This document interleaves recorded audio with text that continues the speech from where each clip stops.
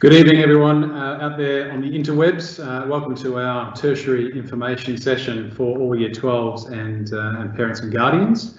My name is James Brown and I'm the head of Year 12. You can see my face on there. It's a beautiful headshot of everybody else bar me, so I'll have a chat to our marketing team about that. Before we start, I'd like to acknowledge the traditional owners of the land we've gathered on today, the Wurundjeri and Bunurong people of the Kulin Nation, and their leaders and elders, past, present and emerging.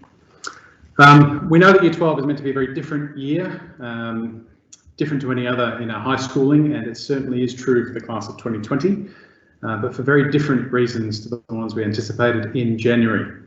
Our school leaders have been tested in a multitude of ways this year, and not just in their SACs.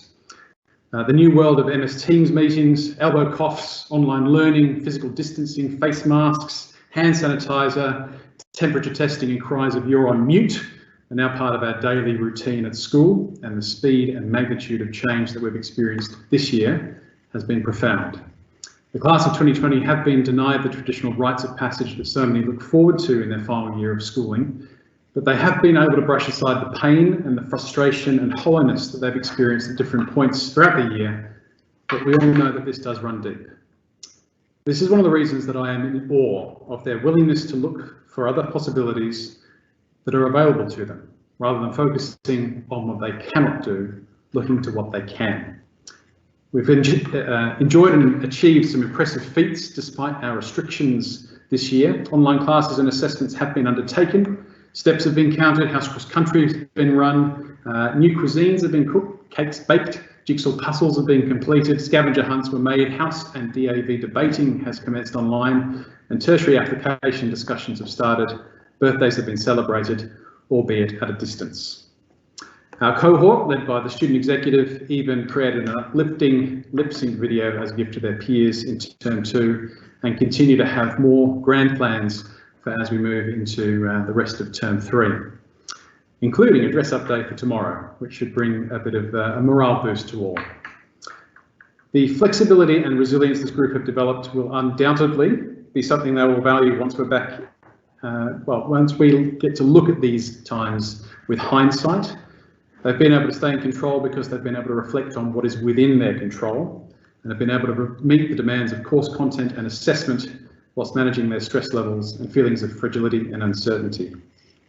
Their support networks have stood up to the rigours of the year, namely you, their families, their friends, and the staff here at St Catherine's.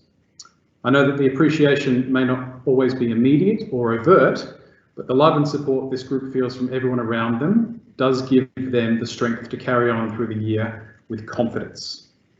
We have an incredible staff of VCE teachers who have gone above and beyond to support our class of 2020 through this tumultuous time, and I'd like to acknowledge and thank them for their expertise, their support and generosity. I regularly remind the cohort that the best resource that they have available to them is their teachers, who are willing to do anything to make sure that we get the job done this year. I'll just finish with something that I wrote to the cohort yesterday in an email. Heroes are people who endure great sacrifice for the betterment of others, and everyone in this cohort is my hero. There will be some question and answer opportunities at the end of today's session, but I'd now like to hand over to our principal, Mrs. Michelle Carroll, to continue on. Hi girls and parents, thanks Mr. Brown for joining us tonight. Also in the room of course is careers practitioner and Director of Planning and Organisation, Pauline Vanderpoel, and we hope to be completed certainly by 7 o'clock, and clearly we need to get home before the curfew at 8 o'clock.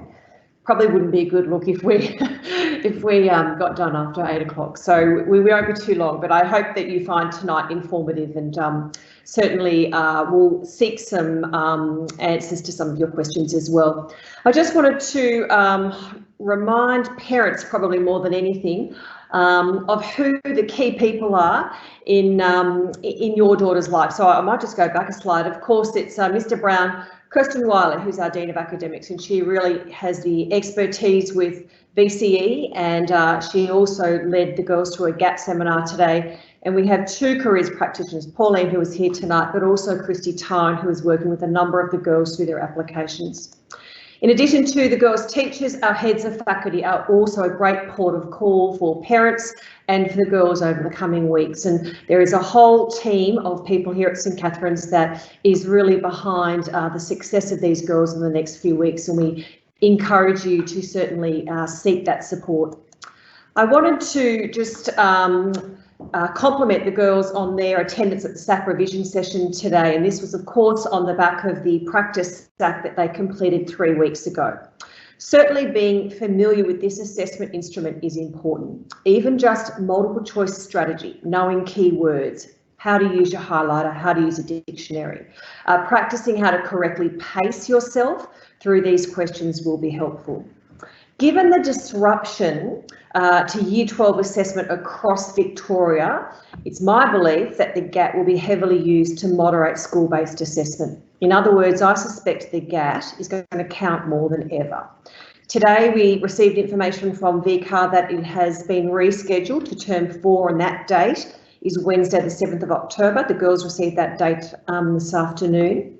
And this was just the letter that I received last week, reminding school principals and schools of the importance of the GAT. I will say I don't normally receive this, so I think the hidden message there is, that the GAT is really going to count this year. The other thing I've sort of been watching with interest is the impact of COVID on the tertiary sector.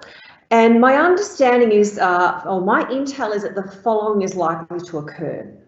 There will be a heavy shift to online learning, which the girls are about to do now. It's certainly cheaper for universities to run that, and we know that the universities are certainly in debt. Campuses will be quieter. As previously announced last term, there'll be fewer units in the arts and humanities, perhaps sadly fewer units, but we're actually interested to see what this will look like on the ground. The universities and Monash University have indicated that they will provide top-up teaching following the disruption of this year. We suspect, though, and I suspect, that the universities will be put under pressure to expand places because of the reduced number of foreign students. But this is not a reliable pathway for our current Year 12s. An increase in places at university will be dependent on Commonwealth payments and funding, and of course there's a little bit of political football going there, and our girls are going to be stuck in the middle. In short, the message remains that the best strategy is to maximise your ATAR.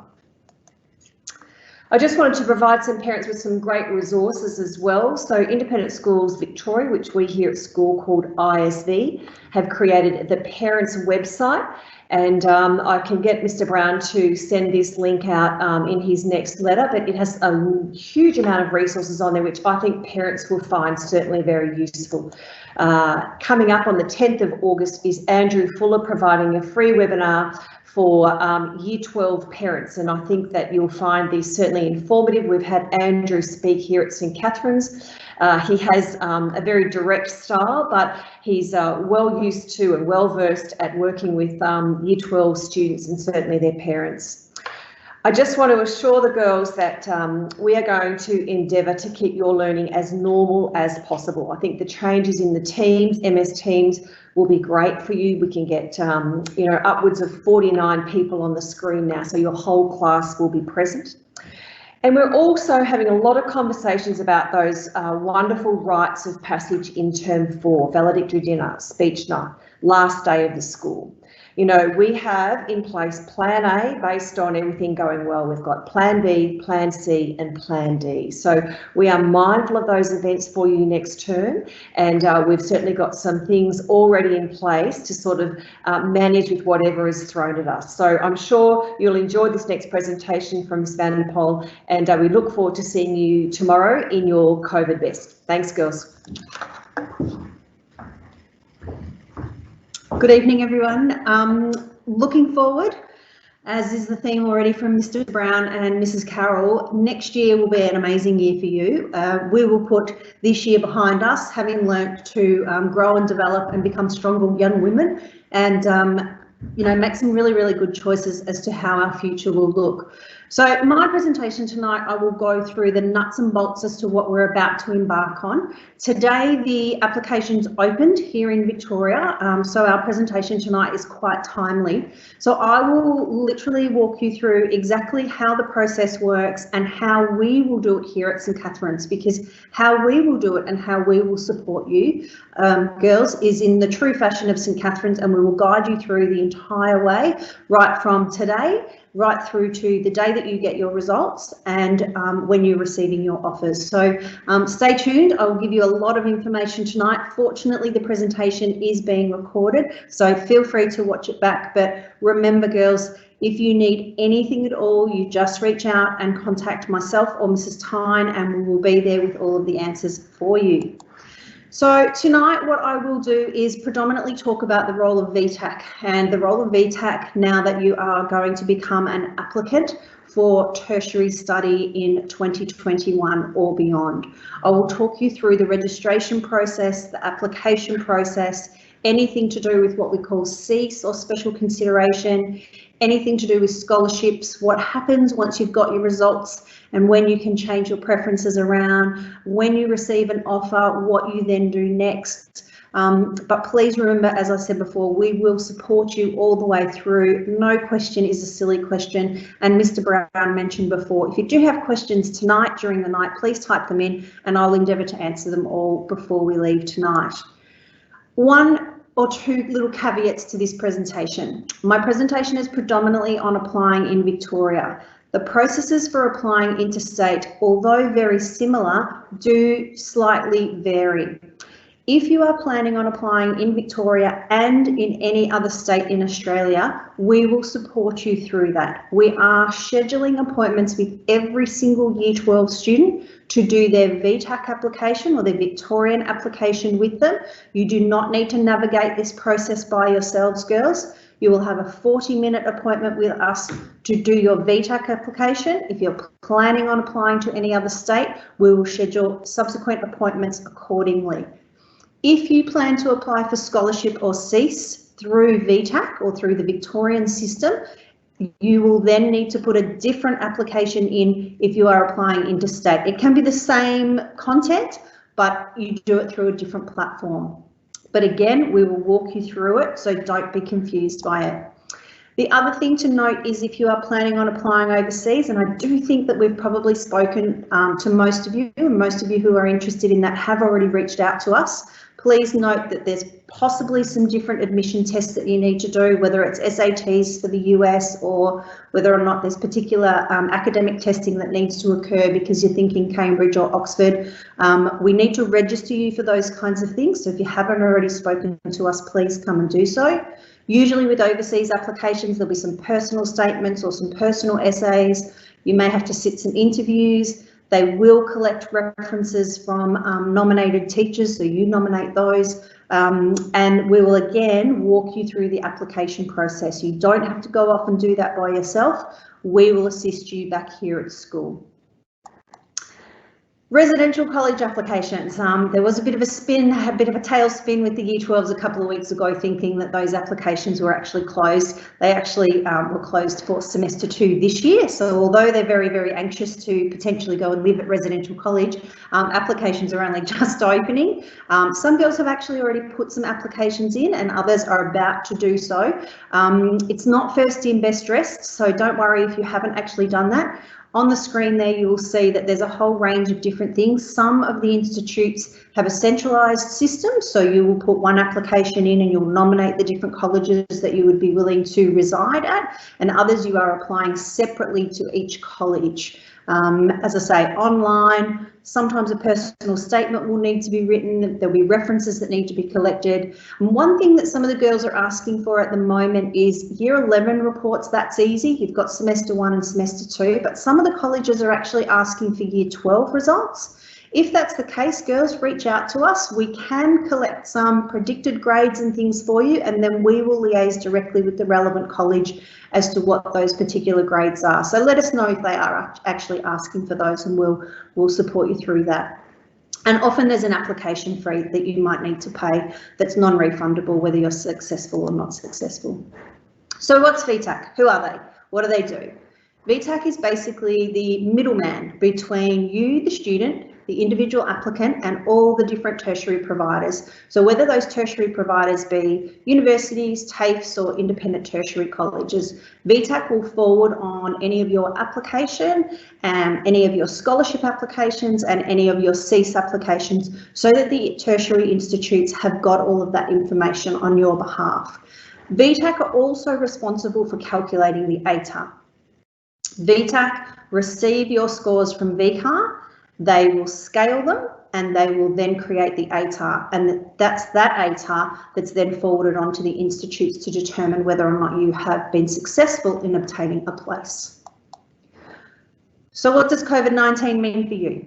COVID-19 really just means that things have been pushed back ever so slightly, and really the only things that have been pushed back for you is the exam timetable and the date the ATAR will come out. Apart from that, everything else in terms of your tertiary application is exactly the same. So what happens is every single year at the beginning of August, we begin the process. So what's happening this year? Same thing, we're beginning the process. What happens in September? It closes. What's happening for you? It's closing. Everything in terms of tertiary applications is the same. So I'm really comfortable with the process that you're going through, and I hope that you will be too. If you want to stay updated, if things do alter and do change, I stay on top of it all, and I'll continue to communicate with you directly, girls, but you can register and have a look on the VTAC website and just regularly refresh to make sure that you are up to date with any changes that they may be making. The VTAC website is your best source of information.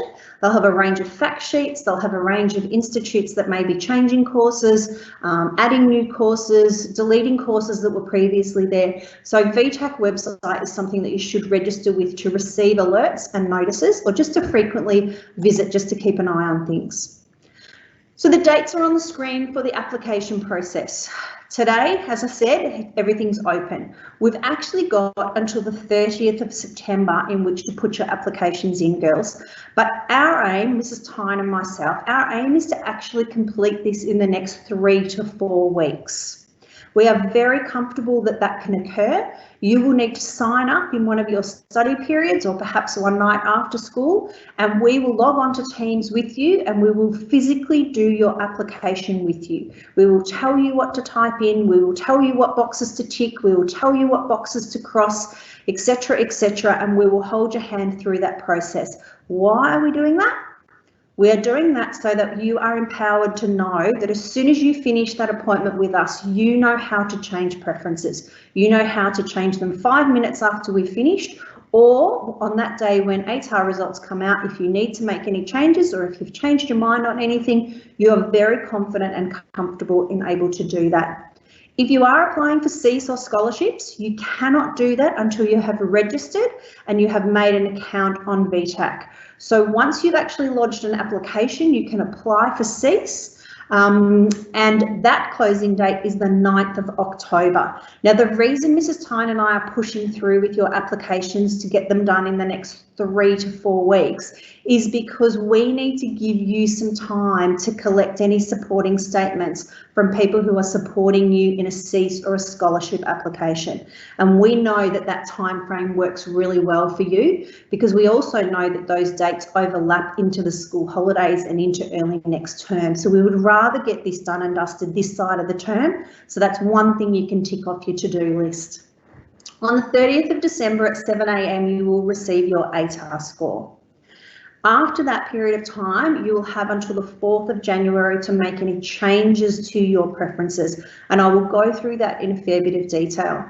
Last year, for the first time ever, VTAC actually offered early December offers to students, but because of the timing of when your ATAR will come out this year, that is not happening, and they're going back to the system that they had every other year except last year, which is a mid-January offer round. So what does VTAC do? They'll assist you in finding courses. They provide you with the platform to apply. They provide you with the platform for your seats and your scholarships. That's where you'll see where you get your offer. And as I said before, they will scale and create the ATAR score for you.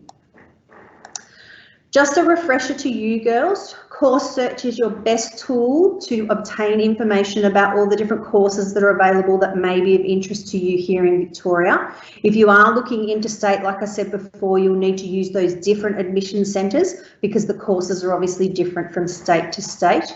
The best feature now that you're in Year 12 is to actually type in all your VCE subjects, then type in the keyword, and all the courses that you are eligible for will come up in a list, and from that you can shortlist it just like a shopping cart, and then go to the checkout and email that all to yourself.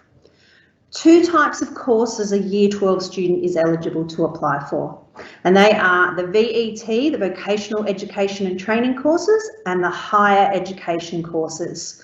So the VET courses relate to any certificate, diploma or advanced diplomas, and the higher ed relate to advanced diplomas that are often associated with either the associate degree or the bachelor degree. So they're often the ones that allow you for that direct pathway in. A student in Year 12 cannot apply for graduate courses. So when you're doing your research, they are colour coded on the VTAC website, but again, you can just check all of those things with us. If you go to accidentally put a graduate course into your list, because you've registered as a Year 12 student, it will reject your application anyway. So that's kind of like a checking process. So with the information that you will receive on the VTAC website, it's going to have all the information about how long the course is, what the actual bachelor that you would end up, or the diploma or the advanced diploma or certificate course that you would end up graduating with. It's outlining in particular a whole range of different things that are pertinent for you to understand before you're putting that particular course on your list. If you want to know what all the little bits and pieces are on the screen, then what you need to do is have a look at the fact sheets that VTAC have available to you to help explain.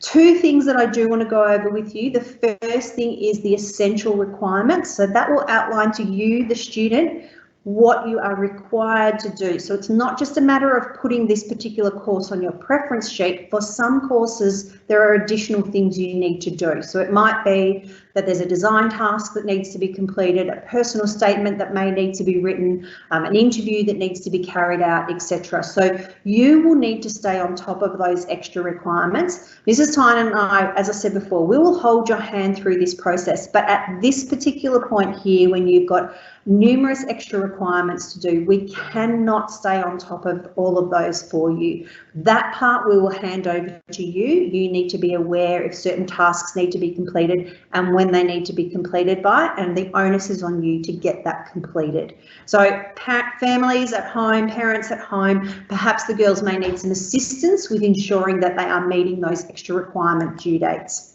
The other thing that's really important in the information is the ATAR profile.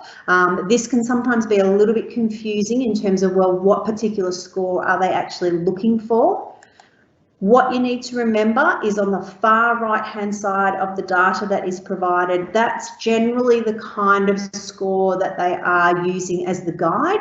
Please remember that anything to do with the ATAR profile is the scores that applied last year. They are not necessarily the scores that are for the year that you're going to commence. It's the data from the students who were offered a place come the 15th of January in 2020, okay? So please make sure that you remember that. I will explain what all that data is, in particular what the difference between the ATAR and the selection rank is in a moment. So requirements that you need to know about. Prerequisites in particular, one of the most common questions that we get asked is about the prerequisite subject. If the prerequisite says that you need to have a 25 in English and you receive a 24, even if the English is scaled up, you are still unable to have that preference on your list. It is the raw score, not the scaled score.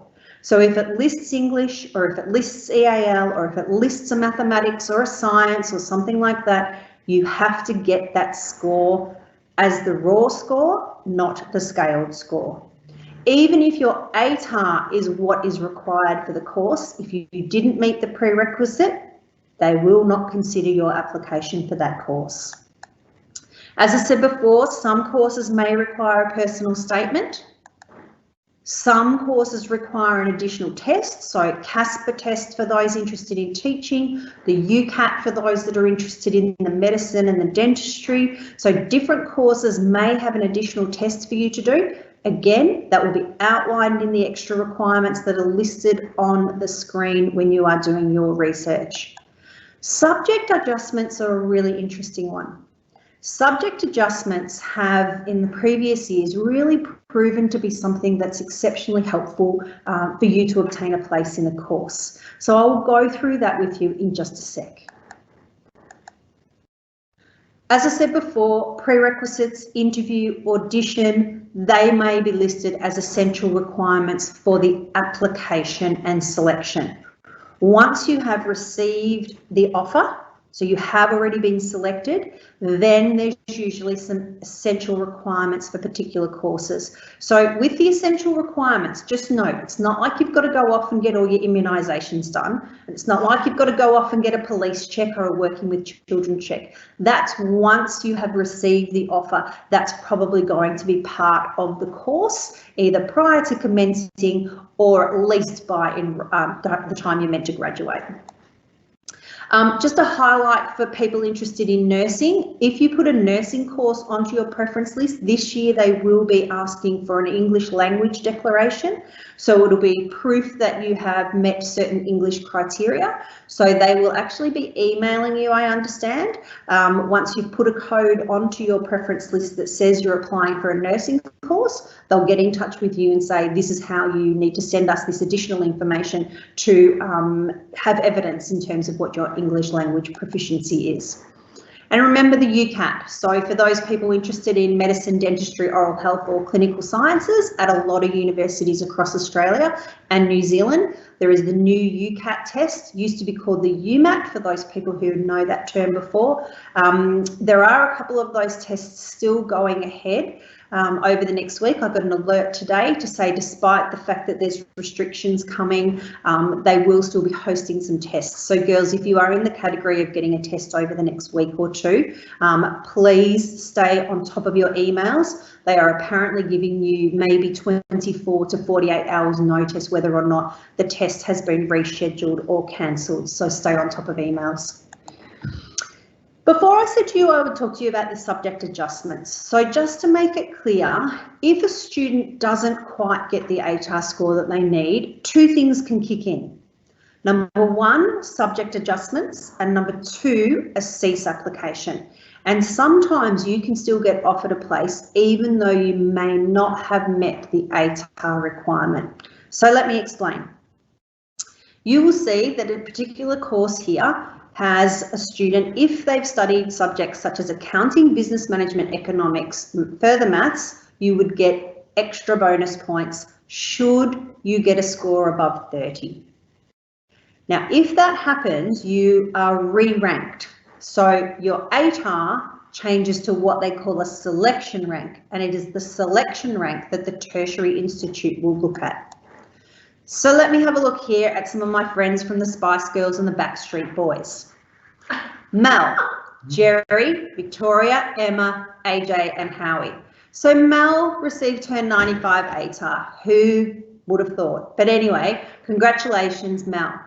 Jerry, 90, Victoria, 85, Emma, AJ and Howie, 80, 75 and 70 respectively. Now this particular course has decided what their minimum ATAR ranking is that they will like to receive. So basically what happens now is based on the subject adjustments or the cease application that a student puts in, things will change a little bit. So you'll see there with Mel, nothing added, so no extra bonus points, and that could have been because of the subjects she selected, it could have been because of the scores she received in that subject, and it appears that even if she put a cease application in, there weren't any subject adjustments given to her accordingly. Jerry, on the other hand, received her ATAR of 90, and she has received some subject adjustments because of the subjects she did and the score she got. And therefore, her selection rank has changed from her actual ATAR of being a 90 to the selection rank of being now 94. Victoria, you can see there was a change as well, and sorry, not a change, and Emma also not a change. However, AJ, what you can see is that he has got a 75 ATAR plus some additional points because of cease, plus some additional points because of a subject adjustment, and therefore his selection rank is 86, whereas the original ATAR was 75. And you can see how it stays the same. So basically this particular institute, 85 or above, was going to give someone a place. So you can see that based on the selection rank, they are the top 4 students to receive the place. They only had 4 places and you had to get above an 85. Therefore, despite the fact that Emma received a higher ATAR than AJ, the institutes give the place to AJ because of the re-ranking. So the lowest ATAR changes. So cease can be important, and I will go through why that can be important. And girls, your score in particular subjects can be important. So first things first, we'll create an account together. So girls, in order to do that, you need to have your VCAR number. So the number that you write on SACS, you must have that with you when you are logging onto Teams and meeting with Mrs. Tyne and myself to set up your account. Once you have set up an account, this will be your account, your screen that you will see every time that you log in from then on. So all the different sections that you need, whether it be to do your course applications, to put your CEAS application in, your scholarships, changing preferences, registering for some tests but not all, paying the fee, etc., is all done through this particular account. And we will make the course application, like I said, together. By the time we work through a couple of screens, we get to this one, and this one's probably the most important one. This is the one where you can finally put some courses in. You've worked so hard your entire schooling, you're now finally in Year 12 looking at the horizon, looking to the future, and now you can pop on to this list the courses that you really are interested in studying. So you can list up to 8. When you sit with us on Teams, the minimum number that you can officially put in is 1 and the maximum is 8. We would really like you to shape your preferences with a few dream courses at the top. Who knows what your ATAR is going to be? Think big, think creative, you know, strive for your very best. So a couple of dream courses at the top, then a band of realistic courses in the middle, and then a couple of pathways at the end. Pathways at the end are really good to think about. We'll walk you through those, and that's because it's always good to have your backup plan ready to go should you need it. And if you don't, when you get your results in December, we can just delete those off your list, okay? The important thing to remember is this is not an ATAR list. This is not putting your list in according from top down to bottom ATAR score. This is about your preference. So before I said to you that the data in the VTAC website at the moment is based on what was required for last year's cohort. We're not sure what's required for your cohort, girls. So you have to put the course in that you really want above the next one. Okay, so preference order. Once you've put them in, you can move them up and down. So when you come to your appointment with us, have your VCAR number and have a list of courses that you are interested in putting on this list, and we will walk you through which ones, we'll walk you through which order you probably should think about putting them in, and anything else that you particularly want to talk about at that time. We will also be getting you to complete a couple of other questions, or the VTAC application does. The first one is asking you whether or not you would like your offer in the newspaper. So one of the newspapers is still putting in a little supplement come January, which is going to publish the offers. So you make a personal choice, girls, as to whether or not you want your name in the newspaper or not. This is different to what you've signed off on with Mrs. Wiley. She may have asked you to fill in a document and sign off if you wanted your scores above 40 published. This is not that. This is your offer only, okay? The one that we will get you to tick yes to, so we're kind of taking that decision away from you, that's the one called supplementary offers. So that's if you do not receive an offer at all in the early rounds, then what VTAC will do is that they will, if you've ticked the box yes, they will contact you about any vacancies that they've got in any of the courses at particular institutes. And at that point, you can decide whether or not you would like to take those offers up or not. So we're strongly going to encourage you to tick that box just as your safety net. Changing your preferences around, you can do that anytime after you have done your first application with us. There are periods of time throughout the cycle where it's closed, and that's predominantly around exam times because they don't want you coming out and saying, oh, I don't think I did very well there, I might change my preferences, or oh, blitzed that one, so I think I'll change my preferences. So they want you to do it when you're thinking carefully. They also shut it down around that time because that's when, if you've had to do some extra requirements, they're looking at who's applied, they're looking at how you've gone in those extra requirements, and if you're required to come in for an interview or if you've been unsuccessful, they will notify you. So that's kind of all around that time. We have a deadline to work towards. So as I said, those results will come out at 7 AM on the 30th of December, and we have until midday on the 4th of January in which to get our list perfect for what you want. Okay, now we will be available despite the timing of the year to support you through that process. So again, you are not alone. You will have contact details to reach out to us. So all of this is at a cost.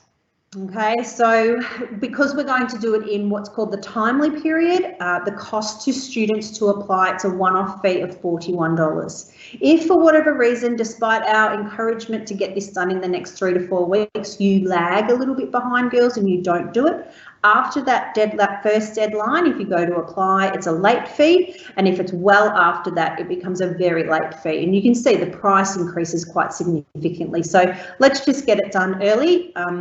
And then know that you can then go and make a change anyway. So CEAS and scholarships. CEAS is the process that the institutes have put in place to allow for considerations to be taken into account. So various students throughout Year 12 deal with a whole range of different circumstances. And so CEAS is put in place to try and make the process a level playing field. So various students will fit into particular categories that I will show you shortly. What VTAC are saying to us is that every single student should apply for Category 1 CEAS. So girls, when you're doing your 40-minute appointment with us, when you register and you apply, we will take you to the CEAS section. We will get you all to tick Category 1. We will show you the other 3 categories so that you know when you finish with us how you are to do it. But again, if you've got any questions once you finish that time with us, just keep coming back and asking us. So the categories are this. Category 1, personal information and location. It is a simple tick box. So it applies to factor in things like rural postcodes, gender, non-English speaking background, etc., etc. So there's a whole range of personal information that can potentially be factored in to award additional CEAS bonus points. Then there are 3 other categories. Category 2 to do with finances, Category 3 to do with individual and personal medical conditions, and Category 4 is difficult circumstances. So if the medical condition is of somebody else other than the actual student or the applicant, then it actually fits into difficult circumstances. So for financial documentation, because you are required to do a little bit more than just tick the box, If you girls yourself are receiving Centrelink benefits, you would have your own CRN number, and you need to just simply enter that into your Category 2 application, and that is evidence enough. They can track that. If it is a family tax benefit that the family is receiving, then the family needs to put in that documented evidence in order to meet the Category 2. If it is as a result of, perhaps the COVID situation, for example, and you're not on Centrelink benefits, but there has been some significant financial hardship that you think has impacted your daughter's learning, then you can write an impact statement, but there needs to be a statement of support written to back up your claims. Category 3 and 4, an impact statement must be written and a supporting statement must be written. They vary ever so slightly. Whether it's Category 3 or 4, you must focus on your statement about the impact on your learning. So it's not about the fact that you might have diabetes and describing what diabetes is and what food you can or you cannot eat, etc. What it is saying, as a student suffering from diabetes, I have had a certain number of days off school, or I have had to reschedule my assessments, or I have had several medical appointments that have taken me away from school and away from my learning. So it has to be specific examples about the impact on your learning. And then if it is a medical category, it must be supported by a medical practitioner, okay? If, however, it is Category 4, again, it is an impact statement. What has gone wrong, or what have you had to deal with? What is the impact of that situation on your learning? So it's not about disclosing personal information. It's about describing what has happened to cause there to be an impact on your education. In Category 4, your statement of support can be from any other relevant responsible person over the age of 18 who is not an immediate family member. So again, back to our timing of why we're pushing you through these applications in the next 3 to 4 weeks. It's so that if you are going to be applying for CEAS, you've got some time up your sleeves to collect your supporting statements from people regarding what your claim is in the impact statement. If you've got particular questions about CEAS, please direct them to Mr. Brown or to myself or Mrs. Tyne, and we are very, very happy to walk you through that process based on your individual circumstances. One common question that the girls have asked me throughout the year, and one of the major focuses that we've been obviously dealing with this year, is whether or not COVID-19 and everything that has been impacting the girls on their learning actually applies to Category 4. And what VTAC have actually decided is that we've kind of all been in this together. And so the vast majority of claims that people will make are the same as each other's, and because it's the same as each other's, that means it's already a level playing field. So therefore they are specifically asking about particular things, if there are additional things related to COVID-19 that may have impacted your learning, girls. So in particular, if there were internet access issues ongoing, if there was an inability to have access to computers, if there was an unsuitable workspace at home, if you are unable to fully complete your practical tasks and things in some of your subjects, okay? And if the school didn't do anything to accommodate those. The other things could be things to do with the mental health consequences of suffering through COVID-19 as a Year 12 student. It could be that, you know, the circumstances in your actual home have made things a lot more challenging. So there may be some extra duties, caring for siblings, etc., that you may have had to deal with that perhaps another student may not have. So it's about drawing on those additional things, and that's where you may have a claim to make. If that's the case, the school is required to know about it, and because the school is required to support these claims that you are actually making. So again, if in doubt, reach out to Mr. Brown, myself or Mrs. Tyne, and we can walk you through this process and give you a bit of an indication as to whether or not there may be grounds or not. To give you some help regarding the supporting statement and the supporting, the impact statement and the supporting, there is a fact sheet on the VTAC website. So just go to that if you want to obtain a little bit more information prior to contacting one of us at school. Ways in which you can upload your information, you can either do it through an upload or through an online statement of support, or you can get a hard copy through into VTAC. Please remember that in these current climates, VTAC are not taking hand-delivered documents, they're not accepting them. And so therefore, if you are sending something into VTAC, you need to allow for that lag time with the post or with any deliveries. Everything is best done through your VTAC account, through the CEAS and scholarships, and uploading those through that particular area.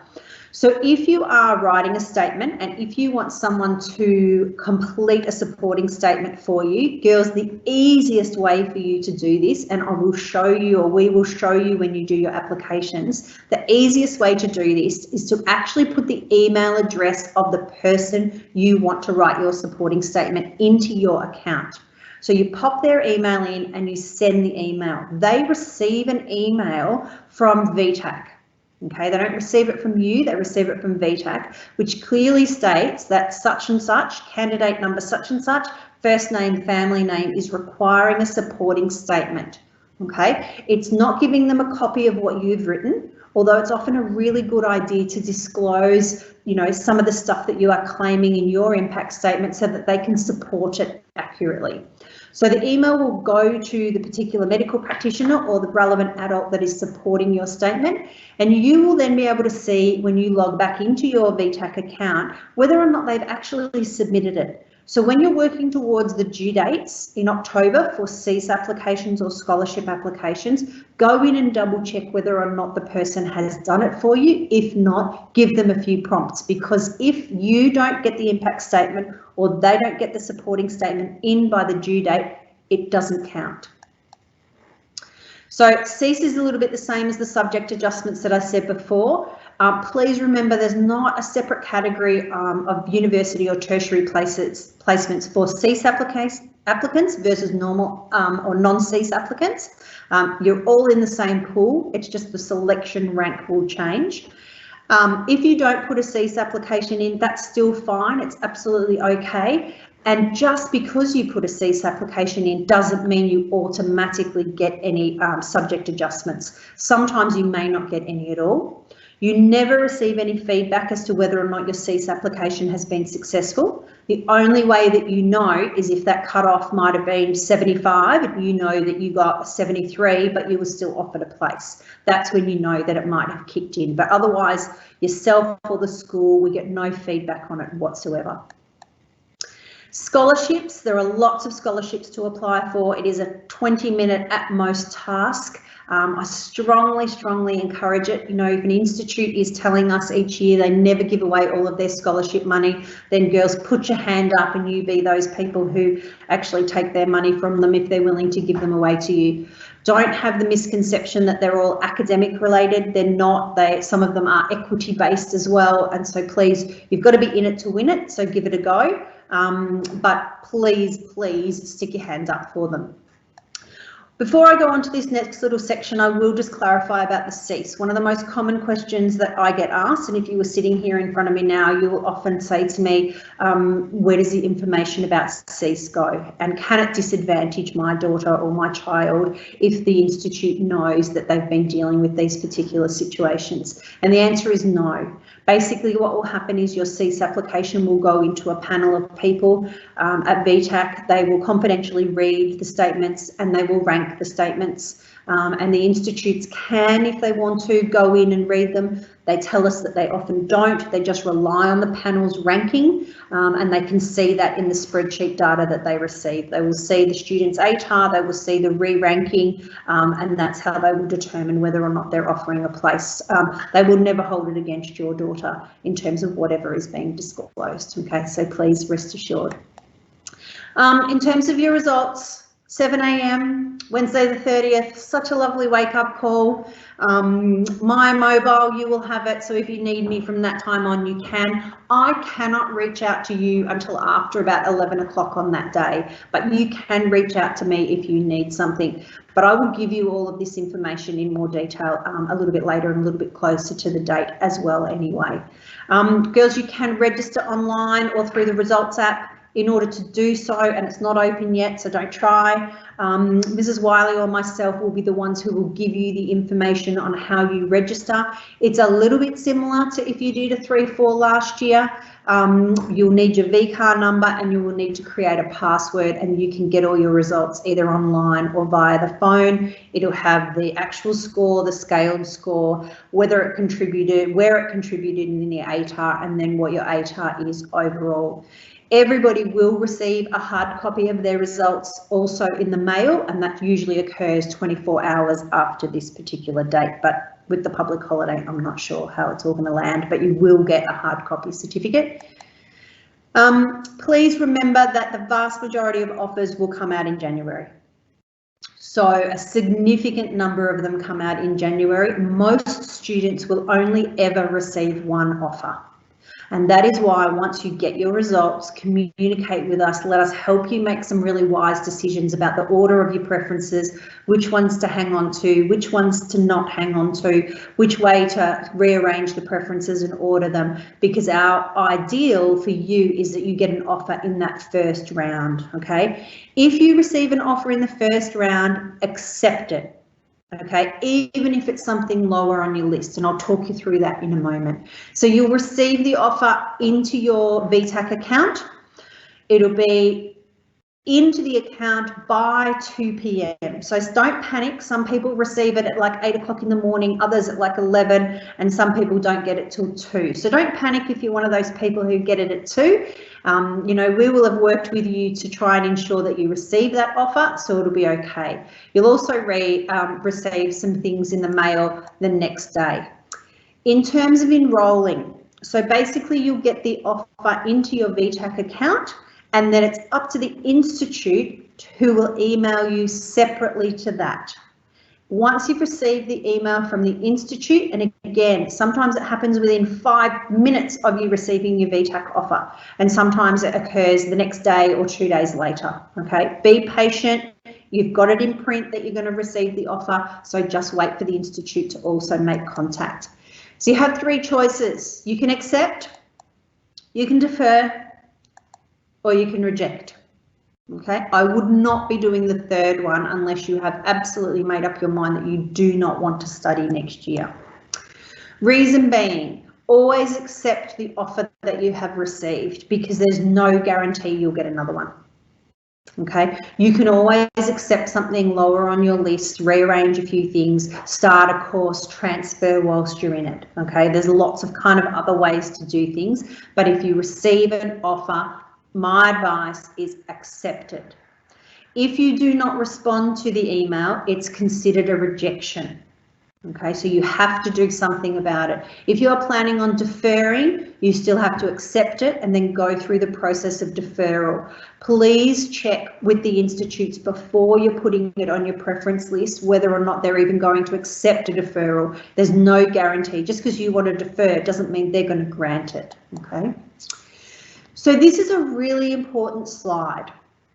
So this slide is the person's offer. So they've gone through their list, looked at number 1, haven't met the criteria. Looked at number 2, haven't met the criteria. 3, haven't met the criteria. 4, haven't met the criteria they've set for next year. They get to preference number 5 and they've met the criteria. So that's the course that they're offered. In the second round or subsequent rounds, you're only able to be eligible for a course that's higher up on your list. So that means if all of a sudden you've decided number 6 or number 7 course is something that you might prefer, what you have to do is you have to move number 5 down and you have to push number 6 and 7 up. And that way you're going to be eligible in the subsequent rounds for anything that's higher up on your list. Okay. You should not, once you've got your ATAR score, ever put anything on your list you're not willing to accept. because I have known people to be getting their 7th preference or their 8th preference, and they never, ever, ever get another one. So make sure what's on your list is something that you're always willing to accept. You're not just filling the boxes in. So remember, the ATAR is a ranking. It's not a score. It's your aggregate. So it's all of those scores added up together to get an aggregate. So it's your English. So it could be your English, it could be your EAL, it could be your literature. And then it's your next best 3 scores. And then it's your 10% if you did a 5th and or a 6th. Okay, so the top ones are called your primary 4. An aggregate then gets calculated and converted through some wonderful algorithm into your ATAR score. And your ATAR score can be anything from 0 through to 99.95. So if you are receiving an ATAR of 50, it means that you have performed above 50% of the cohort. If you have received an ATAR of 70, you have performed above 70% of the cohort. And an ATAR of 90, you've performed above 90% of the cohort. So that's how the ranking works. It's a tool to help you get into some tertiary courses, but as I said before, some of them are looking at things other than the ATAR. In particular, this year, there are some extra things that they are looking at, especially to do with some of those institutes that are offering early applications. If they are, there's usually those extra requirements and extra forms and things that need to be done, but you still have to have them on your preference list. Our promise is that we will assist you. So on results day, I will usually give a phone call to every single one of you girls. Lucky it's not New Year, but it's just before New Year, but I will be wishing you a happy New Year anyway, and congratulating you on what has been an outstanding yet challenging year. So at that point in time, we can all breathe a sigh of relief and be very, very proud of your achievements. In order to enrol, so once you've received your offer, you cannot continue through the enrolment process unless you have a tax file number. So this is just a reminder that everybody who wants to have access to a Commonwealth supported place rather than a full fee paying place must have a tax file number. Okay, so please remember to get that in the coming months if you haven't already got that. So finally, a few key messages for you, Year 12s. Your ATAR does not define you. There are always ways of achieving what you want. There's that sign outside of my office. There are many ways to the top of the mountain, and the view from the top is the same. That is so, so true, girls, so don't you forget it. Be realistic with what your selections are. As I said before, we'll have some dream courses and some realistic courses. Consider all of your options, and my advice is consider them now, so that you are in a clear headspace once you actually do get your results later on in the year, and you're kind of open to suggestions should you need to be. I've been flicking you email after email after email with the virtual open days that are out there and the information sessions, so please be tuning into all of those. The resources online are amazing, but the resources here at school are even better. So, you know, reach out to the relevant faculty leaders and the VCE team. We're definitely here to support you. Just to let you know, everybody, I will be available during that entire time during change of preference. There'll be a few caveats around the hours that I might work, but I will be available. You will have my mobile, you will have an email address, you will have WeChat, you will have Teams contact. You know, if need be, we open up the school so that you can physically come in. I'm okay with house calls and everything if you need those as well. So please remember, you've got our full support to do everything that you need to in order to be successful and make this a successful year for you. All right, so if you've got any questions, please type them in. I'm here to answer any of them. If not, get in touch with me individually, and I will reach back out to you. But yeah, thank you very much for listening in. I hope you've learnt a few things. And it is going to be an amazing process that you're about to go through, girls, and you've got some incredible things to look forward to next year, you know, even more so than the remainder of this year. So all the best. Any questions? Nothing. I've either put you all to sleep or that was okay. See you in your COVID best. Yeah, see you in your COVID best tomorrow.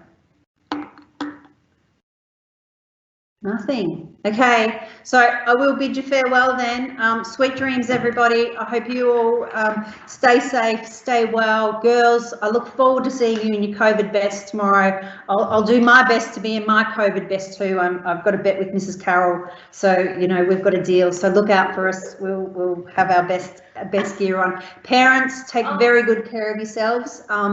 Look after yourself and each other and the family. And I have one question. How do we sign up for our meeting? Yes, just email us and email both Mrs. Tyne and myself together, and between the two of us, we will sort it all out. And we will open those up. So if you want to start emailing me tonight, that's fine, but we can start doing applications as of tomorrow. So reach out to us and we'll book you in for a time. All right, lots of love, everybody. Take good care. Bye.